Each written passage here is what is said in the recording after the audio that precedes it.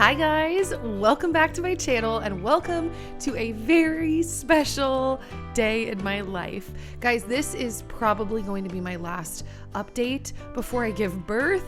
Super crazy. I'm 40 weeks, and so today I am bringing you guys along with me as we prepare to deliver our baby. And I'm also going to sit down and give you guys like a full-on update, just how I've been feeling, all that jazz. And yeah, I'm making pregnancy snacks, I'm freezer cooking. We also were blessed enough to take maternity photos, which is totally something I wanted to do when I was pregnant with Logan, and we did not have enough time. Anyways, this is basically just all things baby and birth prep, and I hope you guys enjoy the video. Also, I want to give a quick shout out to my Patreon and say thank you to all of my patrons. If you didn't know, I have a whole library of videos and podcasts over there talking about all kinds of things. I actually just uploaded one yesterday. So if you want to check that out, I will have that link down below. And thank you to everyone who already supports us over there. It means a lot. All right, so we're starting off with, one of my favorite things to make, and that is sourdough baked goods. And we are making sourdough bagels. If you've been watching my channel for a long time, you know that I've been obsessed with bagels for forever. And I did not learn to make them until we moved here, even though I had started sourdough cooking or sourdough baking in Nashville. Idaho is where I learned to make my bagels because I got really desperate. It's a whole long story, but I love making them. We love keeping them in the freezer. So on this day, it was time to restock up. They were building Legos, and yeah, I had a random really good breakfast sandwich on this morning, and my bagels sat and proofed while I did a couple of other things around the house, including some laundry, which always feels great to get done. I do a load to 2 loads every single day. I've talked about this before. I actually don't mind doing laundry, although it's way harder with my belly like this. Anyways, moving on to my favorite drink that I have been having in pregnancy. Like, this is the drink that actually quenches my thirst, helps somewhat with, nausea or just any icky tummy feelings I'm having, indigestion. And basically it's just lemon juice, raw honey mixed together, and then, as you can see, ice, and then Gerolstein water, which is supposedly this like mineral rich water from Germany that is so amazing, and my body will sometimes literally crave this drink. I actually had another sandwich for lunch on this day with just a couple of apple slices, some chips and salsa, some avocado, kind of random, threw it together quick. And then I just went to check on the chickens, and I thought I would let them say hi. Hi, ladies. I love those furry foot chickens. I mean, I love them all, but the furry feet are pretty funny. Also, it's finally warming up here in North Idaho, which has been amazing. And so once I grounded, said hi to the chicks, I made my way inside onto my birth ball, which I have stopped sitting in chairs. I stopped sitting in chairs like months ago. I only sit on my ball. Someone was very concerned with my bouncing. I don't just bounce. I'll move my hips side to side, do circles. But I ate my food, it went down well, and as you saw, I washed my hair on that day as well, which was very exciting. I was really just on a roll. Maybe this is like my version of nesting this time around. I don't know. I had a big energy burst. I've been on more of a big energy burst in general since Easter. I woke up Easter morning and I have had a big change since then. I'm still an end of pregnancy pregnant lady, and I have thrown up a couple of times, but seriously, it's been so much more tolerable for the last few weeks. And so I've just been trying to take any, good days, good moments I have and really prep for this baby. And so I had not been eating many dates at all this pregnancy, whereas with Logan, I ate a ton of stuffed dates. And I'm like, okay, now's the time. Let's get on the date bandwagon. I also had not been drinking any of my red raspberry leaf tea to prep my uterus. So on this day, I drank some of my tea that I had brewed from my midwife, and then I made my stuffed dates. Now, this is my most simple version. I do some bougie stuffed dates, but I was not about to do that at this point. So this is literally just dates, peanut butter, hemp hearts, a couple chocolate chips, and some flaky salt on top.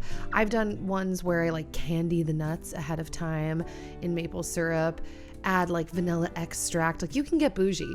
but this is still really good and I just need to get the dates in. So I stuffed them on this day, sipped on my tea, and felt really stoked about the fact that my hair was clean, that I was feeling good enough to do this, to eat all of this.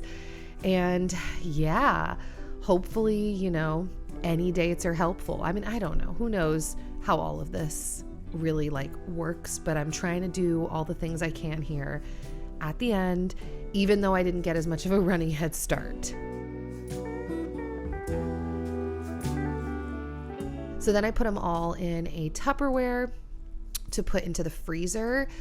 My favorite way to eat these frozen dates is when they've been freezing for like 3 hours, 2-3 hours. They're not like rock hard, but they're frozen and yeah, they're delicious. All right, so this was really exciting because on this day, my friend Maria came over to our house and she took maternity pictures for us. Now, I have taken pictures with Maria before and they're some of my favorite pictures that we've ever taken. They're beautiful. She is so talented. Maria is just a good friend of mine that I always love seeing and feel super relaxed around in general. But she's just, I think besides the fact that she's a friend of mine, that she's just good at that, at making you feel relaxed. So I'm also going to have Maria's information down in the info box if you're anywhere near the North Idaho area. This was great because I didn't even know she had offered this a while ago and I didn't know if I was even going to make it this far. And because I've been so sick, I've had to cancel all kinds of things. I think I told you guys, including, and I talk about this in the update a little bit, but I was supposed to have like a mother's blessing way. I had to cancel that. So it's really exciting and it was surprising to like, yay, we did it. We got the maternity photos. So I've already seen a couple and they're beautiful and I'm just really grateful. It's really a trip though. Like I can close my eyes and teleport back to when I was wondering what Logan was going to be like in my belly when he was a toddler and a little kid running around. And now here he is as I'm baking another baby. I'm baking a sibling. And I just feel so grateful. And yeah, also, by the way, both of the outfits I was wearing, the pink jumper and this beautiful floral cotton dress, are from a brand called Nothing Fits But. And that pink jumper is the most comfortable jumper I've ever worn in my life. I'm not even kidding. And this dress, it is really comfortable as well. But the thing I got to highlight is how beautiful it is. The fabric and the print, like Maria and I could not just stop talking about how much we loved it. So I will link their website down below as well. I don't think I have a discount code for them, but if I do, I will put it there. And if I forget, go ahead and ask me or remind me. But yeah, super cute, super comfy.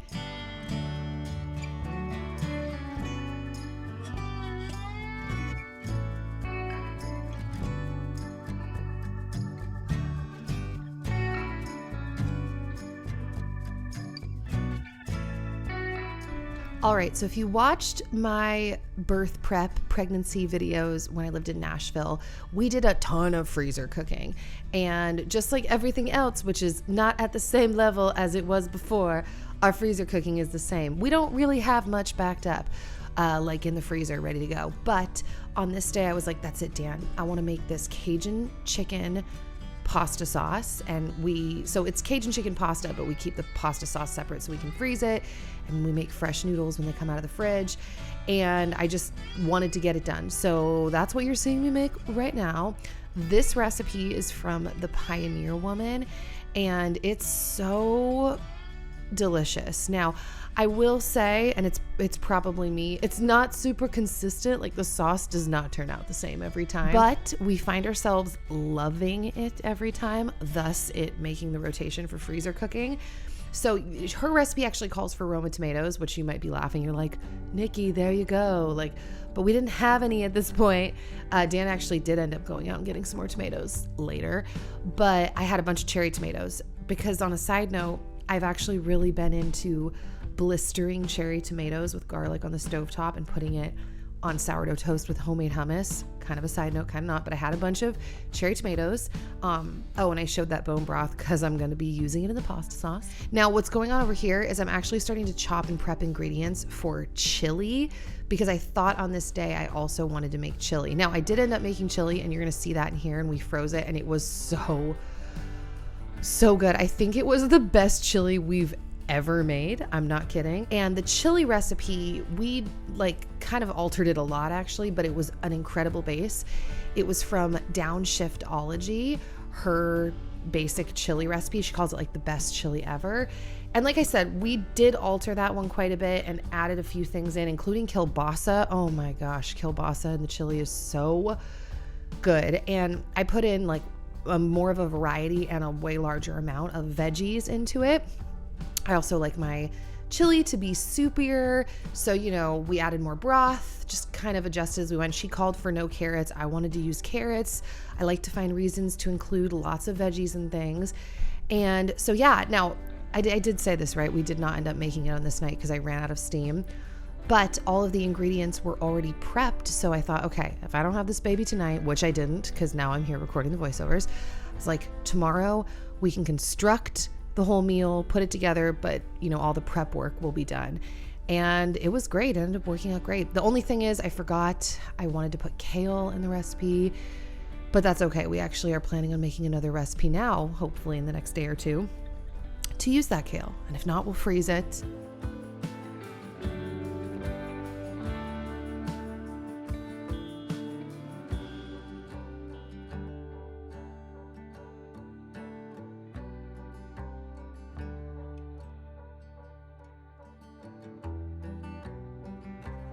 So the chicken, Dana chopped it up and I put the seasoning on it as well as a little bit of avocado oil, and I just let it sit and marinate in the fridge for a bit.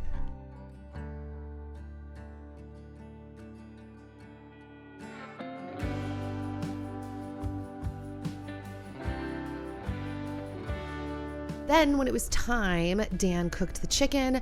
I pulled over all of the ingredients that I needed for the pasta sauce. And as you can see, it's a lot of peppers. I do way more veggies in most recipes that people like when they give it to me. I'm like, no, I need like 4 times the amount. So I had chopped a lot of peppers. I put in a ton of the Cajun seasoning and I had to let it cook down for like 15 minutes or so because there were a little too many in this one pan, but it's fine. It worked. I crushed a bunch of garlic that once the veggies had a chance to really cook and heat up and some of them even blacken, I threw the garlic on at the end. And I realized it was not deglazing super well or scraping up the brown bits super well. So I did switch spatulas and that worked. It was great. And I just continued to cook the peppers till they were close to being done. And then in the last 3 minutes, I threw in all of my cherry tomatoes. Maybe it was 5 minutes. I just kept stirring, getting up the brown bits, letting it all cook, all that jazz. Then I poured in, now we made this recipe bigger than what she does on the site as well, because we were trying to have this for dinner and put a bunch in the freezer. So I poured in all of my cream and whisked that up while it heated up to try and reduce a bit. Now, see, this is where I tend to mess up this recipe. I find that in general, I always make it too soupy, like the sauce, or it's way too dry. Now, I would rather err on the side of too soupy because when you put the soupy sauce over the starchy pasta, it soaks up a lot of it. But yeah, so once that was done, and this is actually now the next day, so skipping to the next day, it was time to make the chili. Now, this did make a big difference in the chili as well, and that was starting off with 4 or 5 pieces of bacon, cooking them up till they were crispy, and then once they were crispy, I threw in all of my veggies to saute them in the bacon grease. And this definitely did give a distinct taste to the chili. I will also say, like I said before, the kielbasa was game-changing, and I don't even like the phrase game-changing, but yeah, threw all my veggies in, stir-fried them up.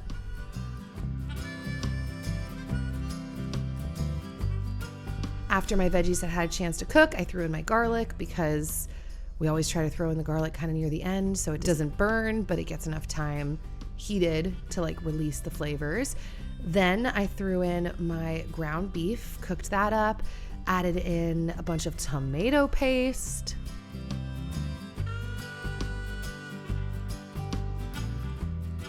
And then all of my seasonings, and I just stirred everything together, let that get hot. Dan was already coming in the house and he was like, oh my gosh, that smells so good. And it did. And then once again, I'll say it, once we threw the kielbasa in, it added a whole other layer of like flavors to all of this. So I started off by measuring my beef broth and pouring it in. And then as I was going, I was like, wait, I'm just dumping the whole box in because like I mentioned, I prefer a soupier chili. Then we added in our tomatoes and our beans. Then this was interesting too. I added in a bay leaf to the chili to sit and simmer for a half hour. Then while that simmered, because this was the next day, we had actually decided we wanted to make sourdough pizza. Now, this was an experiment, okay? It was supposed to be an experiment with just like, what happens when you freeze sourdough pizza dough and then you thaw it and try to use it again? But instead of that just being the experiment, I accidentally left the pizza dough out the entire night to thaw, which in turn over fermented this dough. So when something goes wrong, I noticed my first inclination, like in baking or cooking, is to be like, oh, well, in general, like I messed up. It's messed up. But especially if it really does seem like it's messed up, I want to just pull the plug and give up. But I basically never let myself do that because you still learn a lot from the process. And a chunk of the time, honestly, it's still edible. Like, is it great? Is it pretty? Not necessarily, but I'd say most of the time it's still edible. So this was in fact a fail because it was over fermented, but it was not a fail in the sense that we ended up eating all of this pizza. I actually ate it over the course of 2 days because it saved while in the fridge, and then I was able to reheat it in the oven at 400. So I just made myself finish, but the whole time I was like, this is crazy. Like trying to work with that dough was so difficult, but it also gave me hope for when I make new sourdough pizza dough in the freezer or in the future to put in the freezer, because it made me realize that as long as I don't do that again and accidentally leave it out overnight, it totally works and it's delicious. So yeah, I'm still working on pizza dough, and I know we don't have a pizza oven, but it's just very good, and I prefer it, so does Dan, over the discard pizza crust, even though that's an easy way to get rid of discard. I've also, side note, realized recently that you can use discard to like raise other breaded products instead of having to have an active sourdough starter. But anyways, so built the pizza with mozzarella, Parmesan. I put a little bit of artichokes and pepperoncinis on that one side of the pizza because I knew Logan would not like that. And we didn't have a ton, so I didn't give it to Dan. I wanted the veggies. But yeah, we put our pizza in the oven on the pizza stone that had been heating for like an hour. And we had pizza and a few bites of chili. And it was all really good. Like I said, the chili, I think that's the best chili we've ever made. Oh my gosh, it was so good. Now this might be the next day, might be later in the afternoon. I don't know. I change outfits, guys. And with the sun staying out longer now, it gets a little confusing the time of day. Anyways, made my bed. By the way, we recently got a new linen duvet cover and we're obsessed. And as you can see, we finally cleaned our Snuggle Me Organic and have just been kind of washing things, pulling them together. Logan wanted to jump on the bed. That was his bed. And these are kind of random, but these are birth affirmation cards. So this one, my friend actually painted for me, and there's like a lot of meaning in that painting. So I just love it. And then I had another friend that gave me a bunch of birth affirmation cards from our mutual friend, Maya Shuck, who actually designed these and sells them. I will link them down below. But I've been pulling out one card every day over the last like 2 weeks, maybe week and a half. And they've just been really encouraging, and they've actually made me cry multiple times. So there's that. Now we are back on our date game because at this point, I decided I wanted to make some granola. I love homemade granola, but I can't tolerate large amounts of it. So it ends up going bad or being given to the chickens. And then someone recently, I heard them say like, freeze your granola. And I was like, that never occurred to me. So on this day, I'm making this maple date granola, and I wanted to make up a big batch so I could freeze 2/3 of it and keep a little bit out. So we started off by heating up maple syrup, putting in the date pieces, letting it kind of boil a little bit so that it could reduce. And while that was happening, I went over to feed my sourdough starter, just trying to keep it alive. I thought we were going to make some other breaded products this night, and we didn't. So that's always a bummer when you feed it and you're like, man, I wanted to do it, but I forgot. But it got fed pretty just happy that our starter's still here and alive.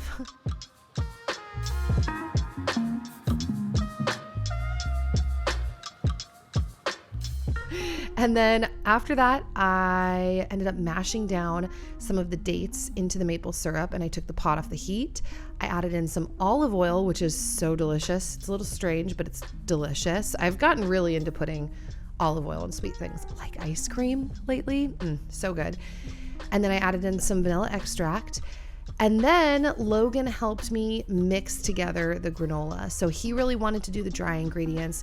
So I let him do a lot of them, just kind of walked him through like, okay, I'll have a little more of this. Okay, let's try that.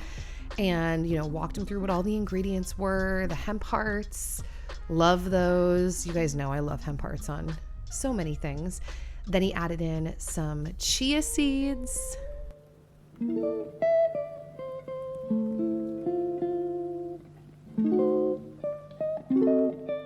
We also added some sesame seeds, which are really tasty. Then I chopped up some pistachios, and Logan was like, "Why are pistachios green?" I don't know, honey. And then I said, actually, I think it has to do with the antioxidants that give them that color, which is a real sciencey answer. I don't know. That's what I've heard. I don't know if that's true. So then I mixed everything together in the bowl, the dry ingredients first, and then I poured in our maple date, olive oil, vanilla mixture, and folded that really well into the dry mixture so that everything was coated, because that's how you're going to get that sticky effect. And then Logan wanted to give he wanted to try his hand at mixing the granola. So I let him do that, and he was smelling it because it smelled so good. And then after everything was thoroughly mixed, I laid it down on parchment paper on a baking sheet because it was going to go into the oven.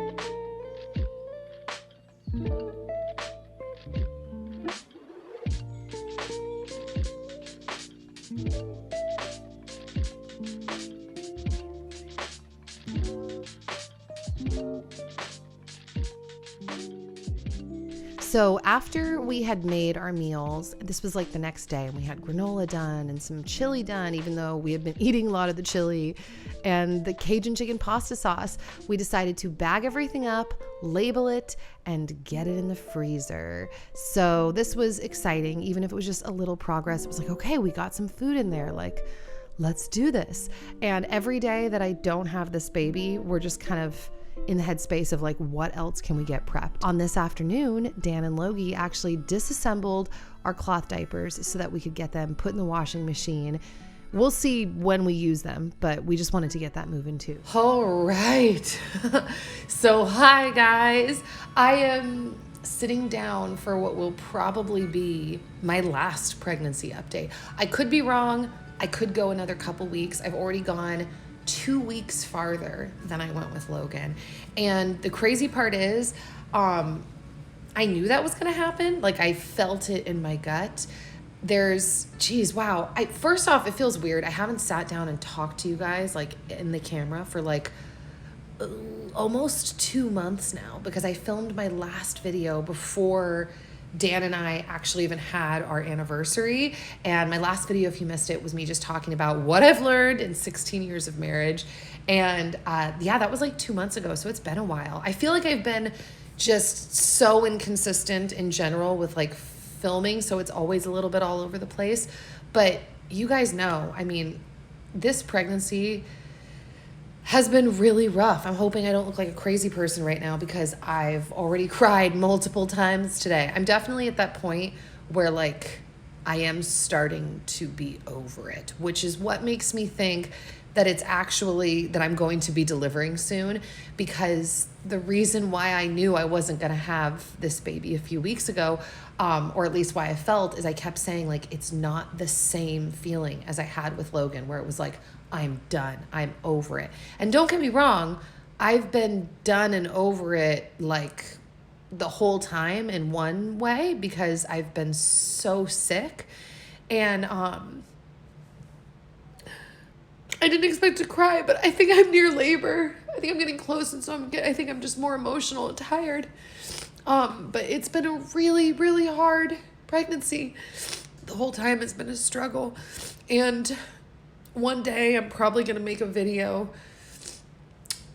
talking more in depth about just my pregnancy journey and specifically what it has been like having what they call hyperemesis gravidarum, which is just like extreme like morning sickness and complete loss of appetite for the entire time. Like I sometimes have to remind myself and that's part of why I'm feeling emotional now is like I know I'm nearing the end and I have forgotten what it's like to have an appetite and to not get sick and to be able to like chug water and not have to count my sips. I'm not trying to go off on that right now. I really do.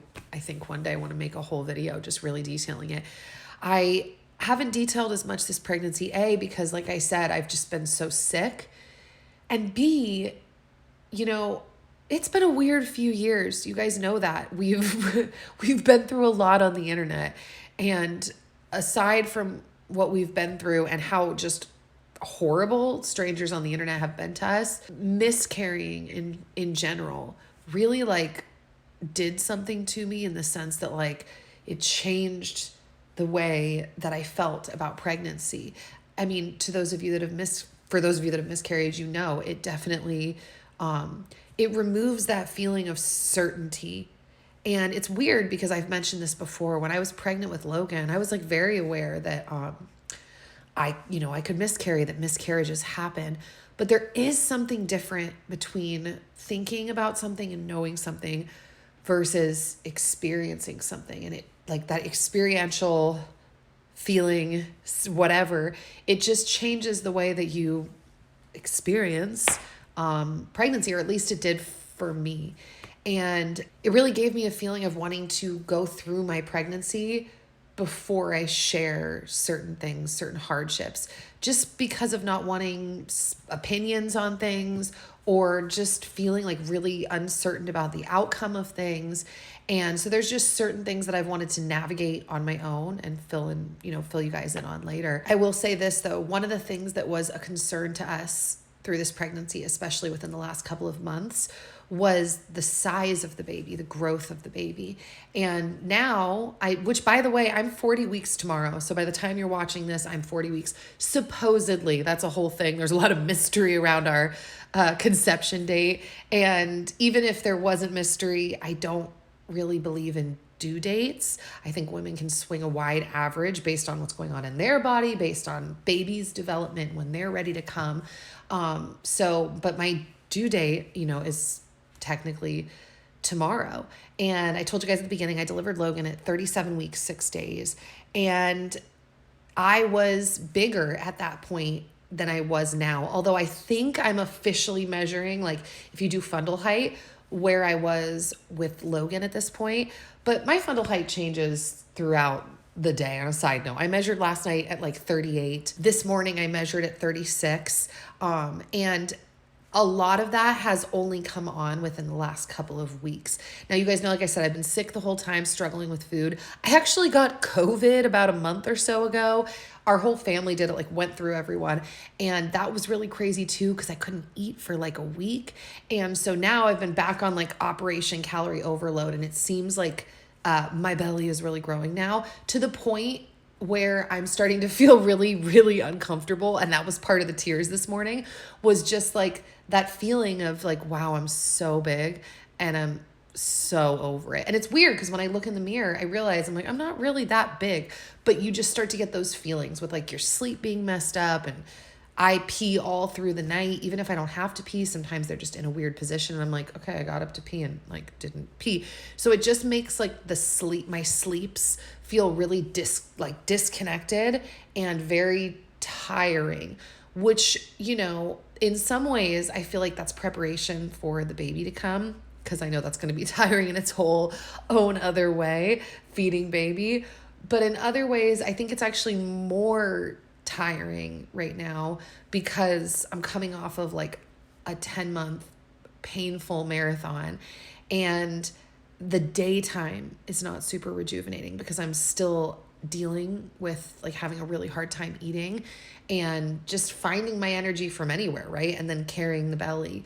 I will say this, my sickness in general, like with my appetite and my nausea and vomiting and all that, has actually been significantly better for the last 2.5 weeks. What day is today? Today's Monday. So 2 weeks as of yesterday. I only threw up twice in the last 2 weeks, basically since Easter. One of them was really severe the other night. One was just in the morning when I first woke up.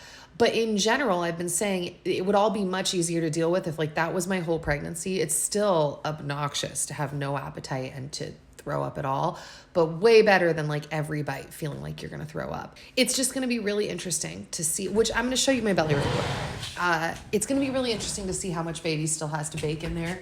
Let's see. Here, I'll just take off my little thingy. You can see. So I don't know. It could be a few more weeks. I've been saying like for a while that baby just needed to bake. And, you know, what does that mean? We'll find out.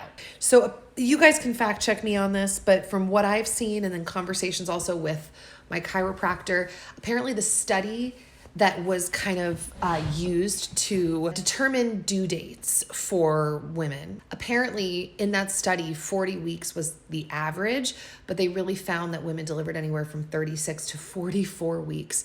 And the women that made it to 44 weeks, apparently that was like a third of the women. So I'm also like, okay, there definitely seems to be a range here. And just with that feeling I've had of like baby needs to bake, every day that I don't go into labor, I'm like so many feelings. I'm shocked. I'm like, I can't believe I was right. Baby needed to bake another night. I'm like relieved because I still feel like we have so much to get ready because of me being so sick and then us getting COVID. It just feels like things are barely coming together. And I know it's going to be fine. And even if we were feeling tip top, like I was feeling A+, awesome, I don't think there would be a ton we'd be pulling together. We're kind of like on the lower key side of things. Even with Logan as our first, I felt like we were so much more low key than other people that I knew that had everything like perfectly prepared. I was like, wow, dang. So it would still be low key, but we would have some things more prepared, including our food situation. Don't get me wrong. I'm really grateful for the freezer meals. Feeling nauseous. The freezer meals we were able to make over the weekend. And I'm grateful for the people that have been offering to bring us meals for a meal train postpartum.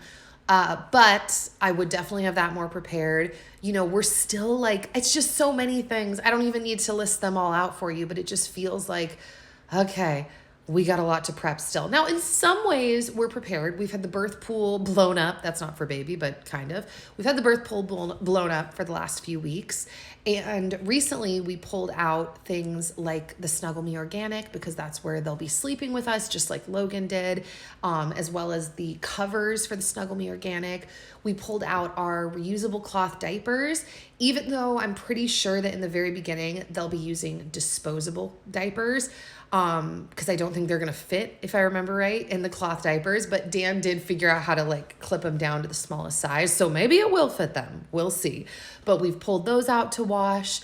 We have like a couple of like swaddles and clothing pieces that we've pulled out, and just a few things here and there. Dan also altered our bed because baby is going to sleep with us, but Logan still comes into our room in the middle of the night and he'll sleep on the outside. So Dan built like almost like a railing, like a wall railing thing for that side of the bed that will keep Logan in so he doesn't roll off the bed, since his position in the bed is now, going to be changing.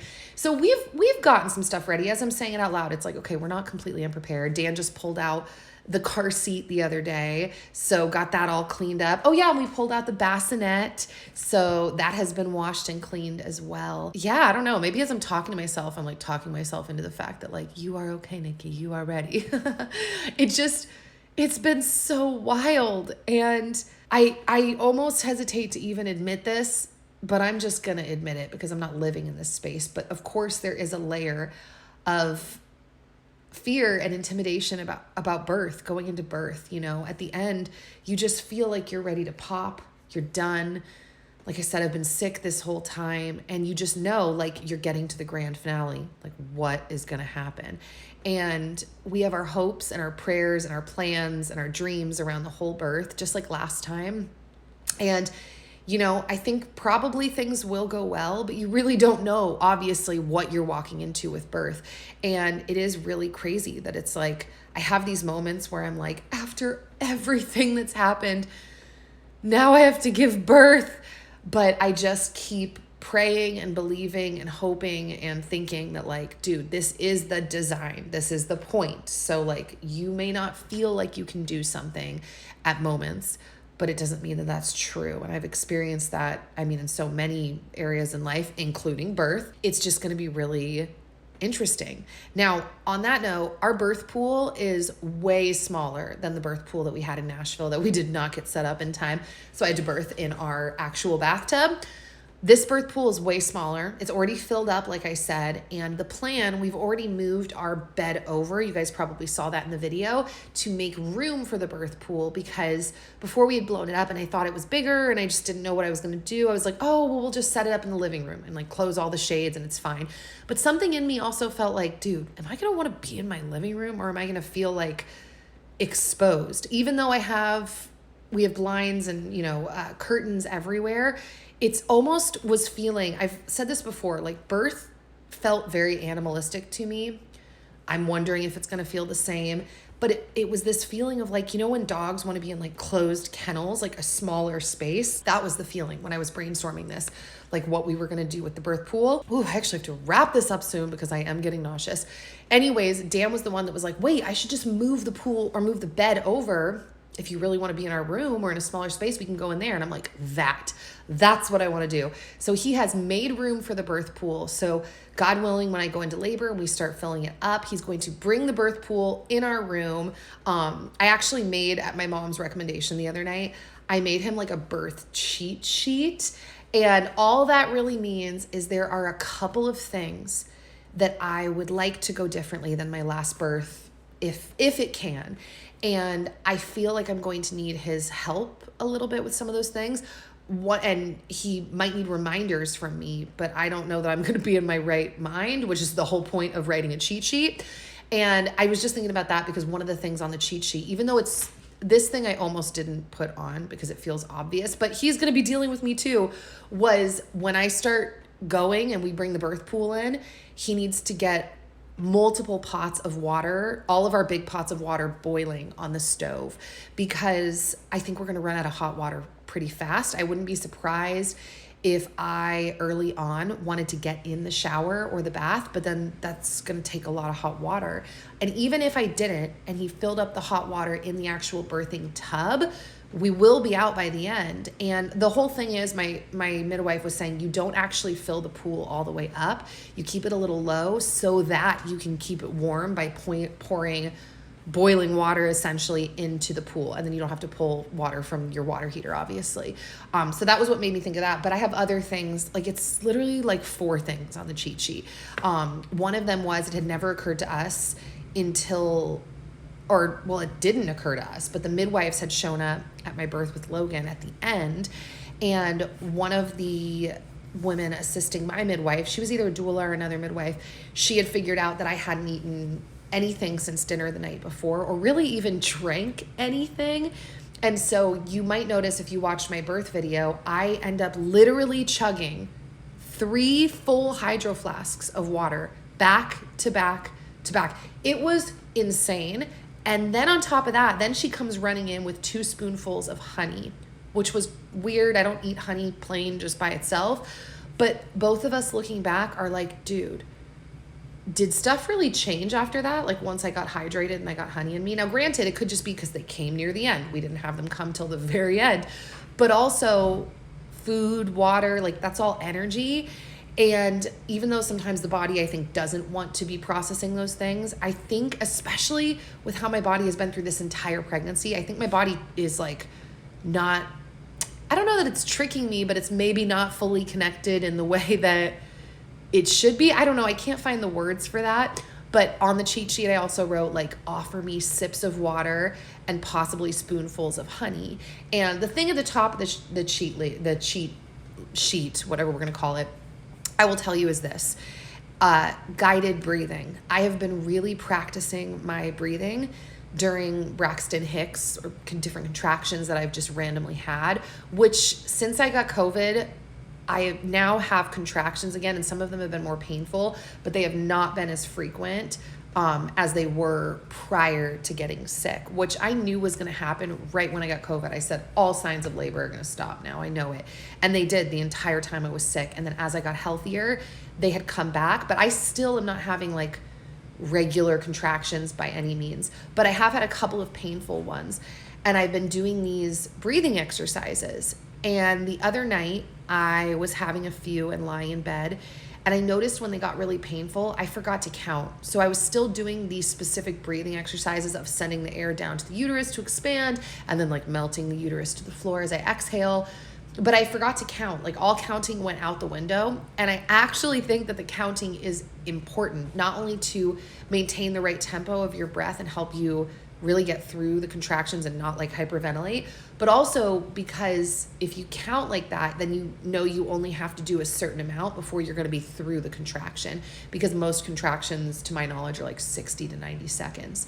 So that was written on the cheat sheet. It's like up on our fridge with magnets. I was sobbing looking at a birth affirmation card the other day because I was supposed to have a baby blessing way or a baby shower, whatever you want to call it. I like blessing way because I was not expecting or wanting gifts. I just wanted everyone there to pray for me and like cook food and whatever. But when we got COVID, we had to actually cancel it. So I think that this is going to be more of like a baby celebration now when baby arrives. But one of my friends had actually bought me birth affirmation cards from another friend who actually makes them and is a doula and is going to be a midwife. And I was looking at the birth affirmation cards and just really realizing like, dude, this is really going to happen. And one of the cards, it was like, I am open and ready for the blessing of birth. And I think that was the first card that I like pulled out when I got the deck. And that made me lose it because I realized how much I wasn't feeling open to it, and also just calling it a blessing, you know? Like I said, after this whole time of just a difficult pregnancy and now going into labor, I'm really aware that this is a blessing that I have this baby in my belly. But I just, not for the spirit of relishing in it or reveling in it or whatever the word would be, like stewing in it, more for the spirit of just being honest. I feel the temptation to be afraid regularly. I told Dan, it's like every time I have a contraction or if I'm just feeling really uncomfortable, it's almost like the fear is a physical thing in front of me that's like, pick me up, take me. And it's like, like I have to try hard to not pick up the fear. Because it's there and it's like yelling at me. And my hope for this labor and delivery, besides the fact that I'd like it to go quicker, like I just keep joking. I'm like, could we do like a 2 to 3 hour labor? I'm not really joking. I'm only saying that just because, you know, I don't know that I really have any control over that, but I'm not really joking. That would be really nice. But even maybe more so than that, or right along with it, is I would like to be able to ride out my labor in a way that, like, I just don't want to be terrified the whole time. If you watch my birth video, it's pretty obvious, other than the beginning. Like, I held it together pretty well in the beginning when I'm like, hey guys, it's 1 a.m. I started getting I was still terrified, but I like feel like you can't really tell as much until I'm really laboring. And then you can really tell that I'm terrified. And even though I got through and I was not left with trauma, like physically or, I don't know, really even emotionally, because the whole thing went so well, I was terrified the entire time, which was its own kind of thing to process through, and something that I really hope is not repeated. I hope that I'm able to get in this headspace this time through the pain of like, yup, this is it. This is natural. You're okay. Like, you're not dying type of thing. So I'm spitting all over myself. So we'll see. Yeah, I don't know. I wanted to give you guys this update because literally this might be my last one. I could go into labor tonight, although that's the joke, like every single day. It's like, it could be tonight, guys. It could be tonight. It could be any day. It could be another couple of weeks.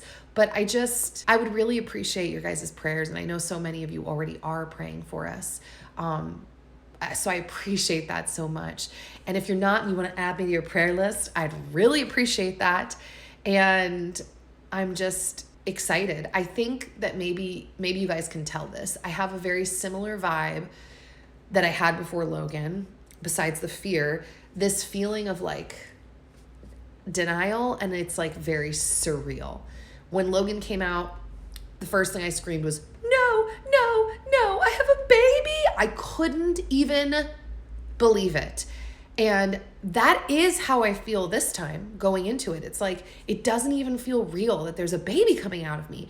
And this time, maybe even more so than last time, because we haven't had any ultrasounds. So it's like, wow, every time they're kicking and moving around like a little alien in there, I'm just like, oh my goodness. Then they must have heard me because they just started moving right now. They're so active. And it's just the craziest thing to feel. And it's the only thing about pregnancy that I will really miss. And I hear a lot of women say that. So I'm jumping on that bandwagon, that to me, the only thing I like about being pregnant and the only thing I'll miss is that feeling of a person growing inside of you. It is the craziest feeling, and it really is a blessing. And I guess maybe that's where I want to end it, is just by saying, I know I had a little bit of a crying breakdown. It's this weird thing where it's like, I don't want to invalidate my emotions because it is hard, and hyperemesis has been hard. And I know a lot of you guys know that, but simultaneously, I feel so blessed that I've been able to carry life, that I've been able to create life, and that God has let me in on this process. That's what it feels like. It feels like just such a blessing to be able to be involved in something that in some ways I'm doing nothing, like I just exist. And in other ways, like I'm the one the baby's growing in. And also because of the food thing, it's like, I never in my life thought it would be so hard to just eat, and know that you have to, when everything in you is like, oh, I just want to ride this out. I just won't eat till I feel better because it feels like a stomach thing. But it's like, oh no, that's not what's going on. Sorry, I'm still a little stuffy from crying, honestly. It's like, no, you have to eat. And I've never experienced anything like this in my life. The feeling of just disgusting indigestion, nausea, vomiting, not wanting to eat, but then sometimes the food helps. Obviously, other than those 2 months when I was on IVs, pretty much all the time the food does help. So it's pretty much all the time now, just my own will, of like getting down the food and the water and making it happen. But it's really, really hard because I feel sick while it's happening. There's no appetite and whatever. Now I'm going off on a whole other thing. So it's weird because I'm not doing anything, yet I am doing something. And I just feel so grateful to God, and I feel a lot of emotions, and I'm gonna stop talking before I talk myself into some other, like, I don't know, other wormhole. But I feel weird even signing off now because this literally might be the last time. Oh man, I'm excited to meet this baby.